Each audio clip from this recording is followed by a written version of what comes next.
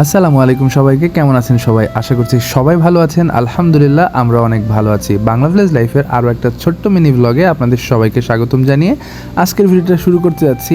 তো অনেকেই কমেন্ট করেছেন কেন লং ভিডিও ছাড়ি না। আসলে একটু কর্মব্যস্ততার জন্য আমি আসলে লং ভিডিও করতে পারছি না। তারপরেও যা যা করি মোটামুটি শর্ট আকারে দেওয়ার চেষ্টা করি যাতে করে আপনারা একটু আনন্দ পান। আজকের ভিডিওটা মূলত জাম ঝালাইয়ের। তো আমার ছোট কাকুর জায়গাতে একটা গাছ, জাম গাছ, যেটা কিনা পুরাপুরি আপনা আপনিই হয়েছে। আমরা এখানে কখনোই চারা লাগাইনি বা কিছুই করি নাই।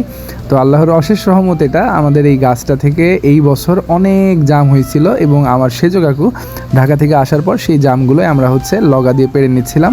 আর এই যে সাফা ছিল এখানে জামগুলো ধরে আর দেখছিল আর ভাবছিল যে কখন খাবো। তো ফাইনালি বাসায় নিয়ে চলে আসার পর আমরা এটাকে খুব সুন্দর করে 3-4 বার ধুয়ে নিলাম যাতে করে কোনো রকম কোনো ময়লা না থাকে।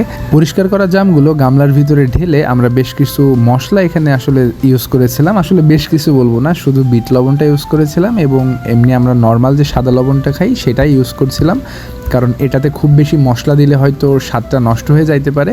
তো এই দুইটা দিয়ে আমরা উপর থেকে আর একটা গামলা বা প্লেট যাই বলেন এটা, তো স্টিলের প্লেট দিয়ে আমি মোটামুটি সেই রকমের শক্তি দিয়ে ঝাঁকিয়ে যতটুকু পারছিলাম আর কি একদম ঝালাই করার চেষ্টা করছিলাম। তো আমার কাছে মনে হচ্ছিল হয়ে গিয়েছে। তো ফাইনালি ওপেন করার পর এই হচ্ছে এটার ফাইনাল আউটলুক।